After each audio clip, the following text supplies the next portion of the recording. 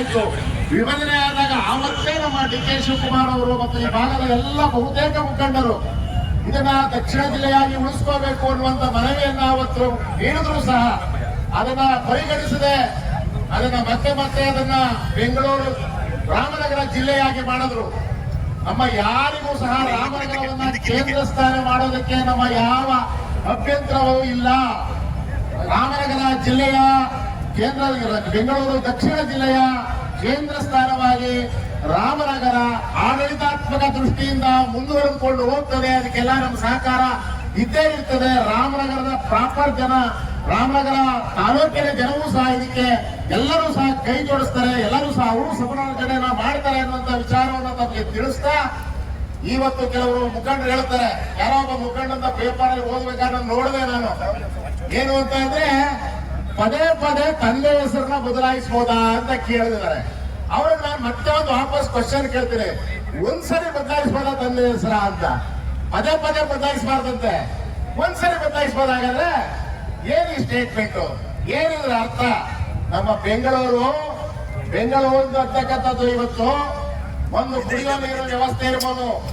ಒಂದು ಕುಡಿಯೋ ನೀರಿನ ವ್ಯವಸ್ಥೆಯಲ್ಲಿ ಕಾವೇರಿ ನೀರನ್ನ ನಾವು ಬಳಸಬೇಕಾದ್ರೆ ಈ ಜಿಲ್ಲೆಯ ಜನ, ಇದು ಬೆಂಗಳೂರು ದಕ್ಷಿಣ ಜಿಲ್ಲೆಯಾದ್ರೆ ಮಾತ್ರ ಬೆಂಗಳೂರು ಗ್ರಾಮಾಂತರಕ್ಕೆ, ಈ ಬೆಂಗಳೂರು ದಕ್ಷಿಣ ಜಿಲ್ಲೆಗೆ ಒಂದೇ ಜಿಲ್ಲೆಯ ಬೆಂಗಳೂರು ಜಿಲ್ಲೆಯ ಒಳಗಡೆ ಬರೋದ್ರಿಂದ ಎಲ್ಲ ಸೌಲಭ್ಯಗಳನ್ನ, ಇಲ್ಲಿರ್ತಕ್ಕಂಥ ಸಂಪನ್ಮೂಲಗಳನ್ನ, ಇಲ್ಲಿರ್ತಕ್ಕಂಥ ಎಲ್ಲ ವ್ಯವಸ್ಥೆಗಳನ್ನ ನಾವು ಬಳಸ್ಕೊಳ್ಳಕ್ಕೆ ಅನುಕೂಲ ಆಗ್ತದೆ ಎನ್ನುವಂಥದ್ದನ್ನ ನಾನು ಸಾರ್ವಜನಿಕರ ಗಮನಕ್ಕೆ ತರಲಿಕ್ಕೆ ಇಷ್ಟಪಡ್ತೇನೆ.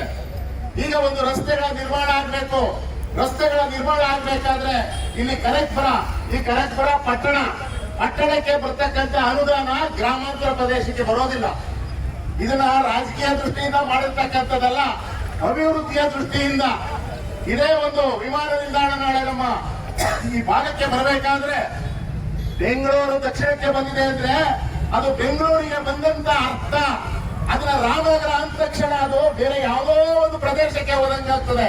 ಇದನ್ನೆಲ್ಲ ನಾವು ನಮ್ಮ ಹಕ್ಕನ್ನ ನಾವು ಕೇಳ್ತಾ, ನಾವೆಲ್ಲ ಬಹಳ ದಿವಸದಿಂದ ನಮ್ಮ ಹಕ್ಕು ಒತ್ತಾಯವನ್ನ ಮಾನ್ಯ ಮುಖ್ಯಮಂತ್ರಿಗಳಲ್ಲಿ ಜನ ಸರ್ಕಾರದಲ್ಲಿ ನಾವು ಮಾಡಿಕೊಂಡು ಈ ಭಾಗದ ಎಲ್ಲ ಮುಖಂಡರು, ಬಾಲಕೃಷ್ಣ ಅವರು ಇರ್ಬೋದು, ಯೋಗೀಶ್ ಅವರು ಇರ್ಬೋದು, ಇಕ್ಬಾಲ್ ಅವರು ಇರ್ಬೋದು, MLC ರವಿ ಅವರು ಇರ್ಬೋದು, ಪುಟ್ಟಣ್ಣ ಅವರು ಇರ್ಬೋದು, ನಮ್ಮ ರಾಮೋಜಿ ಗೌಡ ಇರ್ಬೋದು, ಸುಧಾಮ್ ದಾಸ್ ಅವರು ಇರ್ಬೋದು, ನಮ್ಮ ಭಾಗದ ಎಲ್ಲ ಚುನಾಯಿತ ಪ್ರತಿನಿಧಿಗಳು, ಮುನ್ಸಿಪಲ್ ಅಧ್ಯಕ್ಷರುಗಳು, ಜಿಲ್ಲಾ ಪಂಚಾಯತಿ, ತಾಲೂಕ್ ಪಂಚಾಯತಿ ಮಾಜಿ ಸದಸ್ಯರುಗಳು, ಅಲ್ಲಿ ಎಲ್ಲ ಕಾರ್ಪೊರೇಷನ್ ಎಲ್ಲ ಅಧ್ಯಕ್ಷರುಗಳು ಎಲ್ಲರೂ ಸಹ ಸೇರಿ ಸರ್ಕಾರಕ್ಕೆ ಹಕ್ಕೊತ್ತಾಯವನ್ನ ಮಾಡಿದ್ದರವನ್ನು ಪರಿಗಣಿಸಿ ಇವತ್ತು ಕೆಲ ಸರ್ಕಾರ, ಇದು ಡಿ ಕೆ ಶಿವಕುಮಾರ್ ಅವರ ಆಶಯಕ್ಕಿಂತ ಇದು ಜನತೆಯ ಒಂದು ಅಂತರಾಳದ ವಿಷಯ. ಇದು ಅಂತರಾಳದ ಮಿಡಿತಕ್ಕೆ ಅವರು ಇವತ್ತು ಸರ್ಕಾರ ಸ್ಪಂದನೆ ಮಾಡಿ ಇವತ್ತು ನಮಗೆ ಈ ಬೆಂಗಳೂರು ದಕ್ಷಿಣ ಜಿಲ್ಲೆಯನ್ನು ಮಾಡಿಕೊಟ್ಟಿದೆ.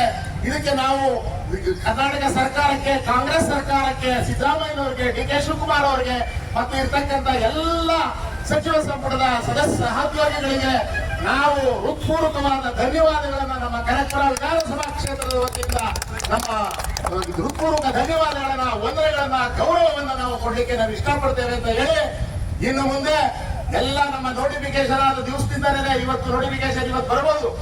ಒಂದು ದಿವಸ ನಾವೇನೇ ಪ್ರಾರಂಭ ಮಾಡೋ ಎಲ್ಲ ಕಡೆಗೂ ನಮ್ಮ ಇರ್ತಕ್ಕಂಥ ನಾಮಫಲಕಗಳಲ್ಲಿ ಬೆಂಗಳೂರು ದಕ್ಷಿಣ ಜಿಲ್ಲೆಯನ್ನು ನಾವು ಬರ್ಕೊಳ್ಳೋದ್ರ ಮುಖಾಂತರ ಪ್ರಾರಂಭ ಮಾಡಿ, ಇವತ್ತಿನಿಂದ ಪ್ರಾರಂಭ ಮಾಡಿ ಎಲ್ಲಾ ಕಡೆ ಬೆಂಗಳೂರು ದಕ್ಷಿಣ ಜಿಲ್ಲೆಯನ್ನ ಮತ್ತೆ ಮಾಡಿ, ಏನು ನಮಗೆ ಕಳೆದೋಗಿತ್ತು ಅದನ್ನು ಮತ್ತೆ ಸಿಗುವಂತ ಮಾಡಿದಂತ ಡಿ ಕೆ ಶಿವಕುಮಾರ್ ಅವರಿಗೆ ಮತ್ತೆ ಎಲ್ಲರಿಗೂ, ಡಿ ಕೆ ಸುರೇಶ್ ಅವರಿಗೆ, ಹಿಂದೆ ಶ್ರಮಪಟ್ಟಂತ ಎಲ್ಲರಿಗೂ ನಮ್ಮ ಧನ್ಯವಾದಗಳನ್ನು ತಿಳಿಸಿ ನಾವು ನಮ್ಮ ನಮಸ್ಕಾರಗಳನ್ನ ತಿಳಿಸ್ತಾ ಇದ್ದೀವಿ.